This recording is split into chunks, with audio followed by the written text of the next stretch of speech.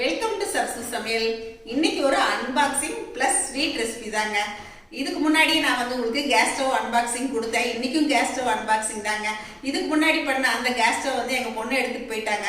நான் என்னுடைய அடுப்பை பத்தி உங்ககிட்ட எல்லாருக்கிட்டையுமே சொல்லியிருக்கேன். எங்க மாமனார் எனக்கு கல்யாணம் ஆன புதுசுல வாங்கி கொடுத்த அடுப்பு அப்படின்னு சொல்லிட்டு இந்த அடுப்பை பத்தி சொல்லியிருக்கேன். இது சரியா எரியலன்னு தான் அதை வாங்கினேன். எனக்கு அது செட் ஆகலை, அதனால என் பொண்ணு எடுத்துக்கிட்டாங்க. நான் இதையே சரி பண்ணி இவ்வளோ நாள் வச்சுட்டு இருந்தேங்க. இப்போ திருப்பியும் குறைச்சா நின்று போயிடுது. தோசை பணியாரம்லாம் ஊற்றவே முடியல. அதனால என் பொண்ணு இந்த அடுப்பை வாங்கிட்டு வந்து கொடுத்து என்கிட்ட 1 மாதம் ஆச்சுங்க. நான் இன்னும் இதை அன்பாக்சிங் பண்ணி தான் நான் அடுப்பு பற்ற வைப்பேன் அப்படின்னு சொல்லிட்டே பண்ணாமல் வச்சுருந்தேன். இன்னைக்கு தான் அதுக்கு டைம் வந்துச்சு. இப்போ தான் நான் அன்பாக்சிங் பண்ண போகிறேன். சரி, அன்பாக்சிங் பண்ணுறோம். உங்களுக்கு அதில் அதே அடுப்பில் புது அடுப்பில் ஒரு ஸ்வீட் செஞ்சு காட்டலாமே. ஃபஸ்ட்டு நம்மளும் வீட்டில் ஒரு ஸ்வீட் செய்யலாமே அப்படின்னு சொல்லிட்டு இன்றைக்கி நான் ஒரு பைனாப்பிள் கேசரிக்கு எல்லாமே நான் ரெடி பண்ணி வச்சுருக்கேங்க. இப்போ நம்ம அடுப்பை ஓப்பன் பண்ணிடலாங்க.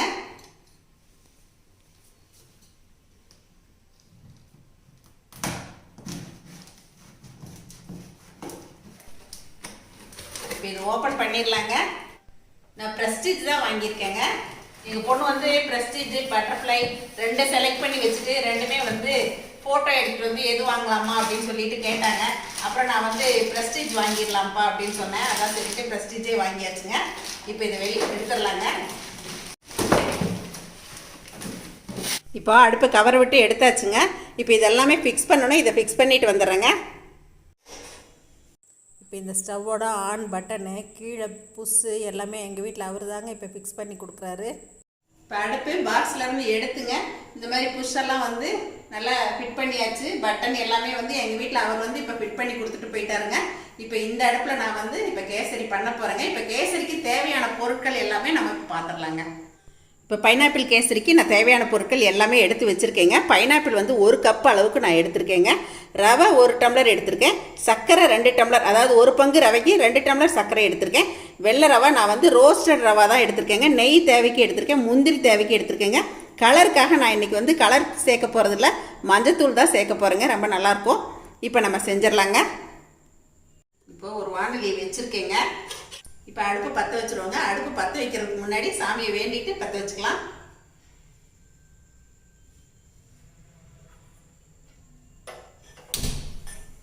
வானலியில் கொஞ்சம் நெய் விட்டுக்கலாங்க. நெய் ஒரு 2 ஸ்பூன் அளவுக்கு நான் இப்போ விட்டுருக்கேங்க. இப்போ நெய்யில் இந்த முந்திரியை வறுத்துக்கலாங்க. இப்போ முந்திரி லேசாக வறுபட்டால் போதுங்க. இப்போ நம்ம தண்ணி சேர்த்துக்கலாம். தண்ணி நான் 1 பங்குக்கு 3 பங்கு தண்ணி எடுத்து வச்சுருக்கேங்க.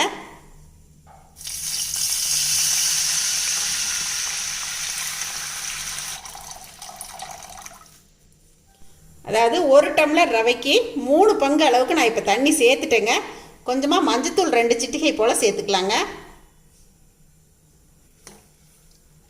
மஞ்சத்தூள் சேர்க்குறப்ப அந்த மஞ்சத்தூள் வாசமெல்லாம் வராதுங்க கேசரியில்.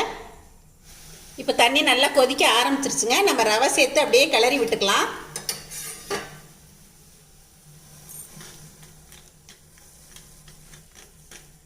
ரவையை கொஞ்சம் கொஞ்சமாக தூவிட்டு கிளறிக்கோங்க.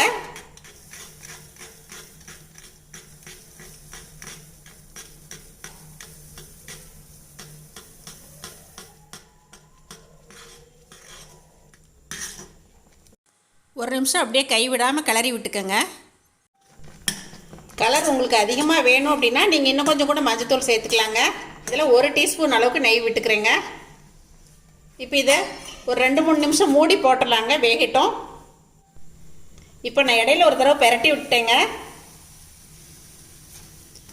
இப்போ ரவை நல்லா வெந்துருச்சு. எடுத்து வச்சுருக்க சர்க்கரை சேர்த்துடலாங்க.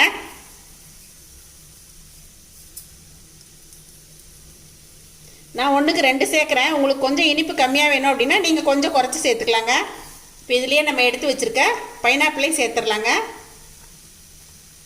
பைனாப்பிளை நல்லா தோல் சீவிட்டு இந்த மாதிரி பொடிசாக கட் பண்ணி எடுத்து வச்சுக்கணுங்க. இப்போ நம்ம சர்க்கரை சேர்த்த உடனே கொஞ்சம் கொழகொழப்பாகும். அப்புறம் கொஞ்சம் நேரத்தில் சரியாயிடுங்க. நீங்கள் பைனாப்பிள் சேர்த்ததுக்கப்புறம் உங்கள்கிட்ட பைனாப்பிள் எசன்ஸ் இருந்துச்சுன்னா நீங்கள் அந்த எசன்ஸ் கூட கொஞ்சம் விடலாங்க. இன்னும் மனம் தூக்கலாக இருக்கும்.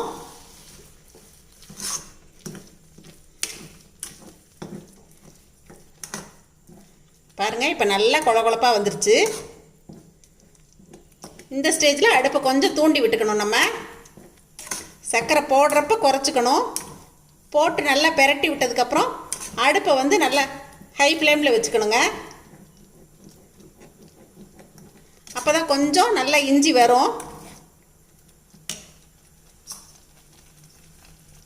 இப்போ நான் இன்னும் கொஞ்சம் நெய் விட்டுக்கிறேங்க.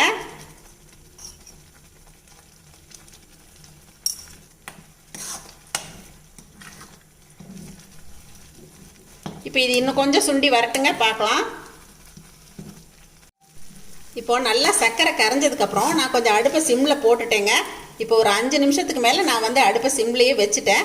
பாருங்கள், இப்போ நம்மளோட கேசரி ரெடி ஆயிடுச்சு. இப்போ நம்ம கொஞ்சமாக ஏலக்காய் தூள் சேர்த்துக்கலாங்க. நல்லா பெரட்டி விட்டுக்கலாம். இப்போ கொஞ்சம் லூஸாக இருக்க மாதிரி இருக்கும். கொஞ்சம் நேரம் ஆகிட்டு ஆறும்போது சரியாயிருங்க. இப்போ நான் இன்னொரு டீஸ்பூன் நெய் விட்டுக்கிறேங்க. நீங்கள் நெய்யோட கொஞ்சம் ஆயில் விட்டு செய்கிறதா இருந்தாலும் செய்யலாம், தனியாக நெய் விட்டு செஞ்சாலும் நல்லாயிருக்கும். இப்போ பாருங்கள், நம்மளோட கேசரி ரெடி ஆயிடுச்சுங்க. இப்போ இந்த ஸ்பூனில் எடுத்து விட்டிங்கன்னா ஓரளவுக்கு பாருங்கள் இந்த மாதிரி ஒட்டாமல் வருது. இப்போ கேசரி ரெடிங்க. அடுப்பு ஆஃப் பண்ணிடலாம்.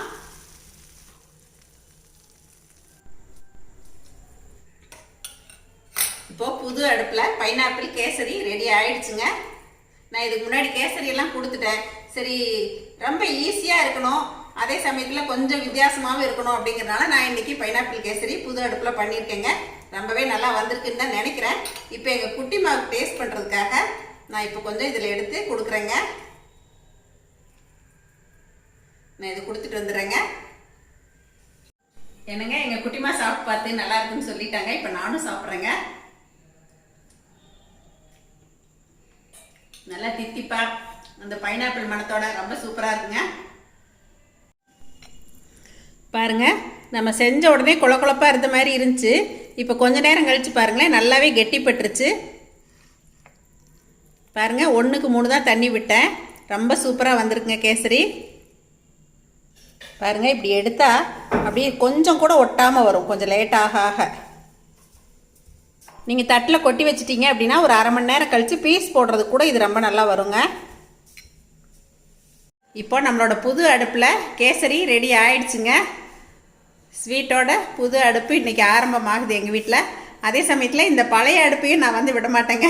ஏதாவது ஷோ எடுக்கிறப்ப மற்ற நாட்கள்லாம் நான் இதில் வந்து சமைச்சிக்கலாம் அப்படிங்கிறதுக்காக நான் பத்திரமா தான் வச்சுருக்க போகிறேங்க. ஓல்ட் இஸ் கோல்டு இல்லைங்களா, அதனால் நான் இதை கடையிலெல்லாம் கொடுக்கலங்க. என்னங்க, இன்றைக்கி எங்கள் வீட்டு கேஸ் ஸ்டவ் உங்கள் எல்லாருக்கிட்டையும் காட்டினேன். எல்லாருக்கும் ரொம்ப பிடிச்சிருக்குன்னு நினைக்கிறேங்க. எனக்கும் ரொம்ப பிடிச்சிருக்கு. இன்றைக்கி நான் செஞ்சு காட்டினேன் இந்த பைனாப்பிள் கேசரி உங்கள் எல்லாருக்கும் ரொம்ப பிடிச்சிருக்குன்னு நினைக்கிறேங்க. கண்டிப்பாக நீங்களும் இந்த மாதிரிலாம் ட்ரை பண்ணி பாருங்கள். இன்றைக்கி வீடியோ பார்த்துட்டு எப்பயும் போல் உங்களோட ஃபீட்பேக் சொல்லுங்கள், ஷேர் பண்ணுங்கள், சப்ஸ்கிரைப் பண்ணுங்கள். தேங்க்யூ. சரசு சமையல் பாருங்கள், சமையல் நல்லா பண்ணுங்கள்.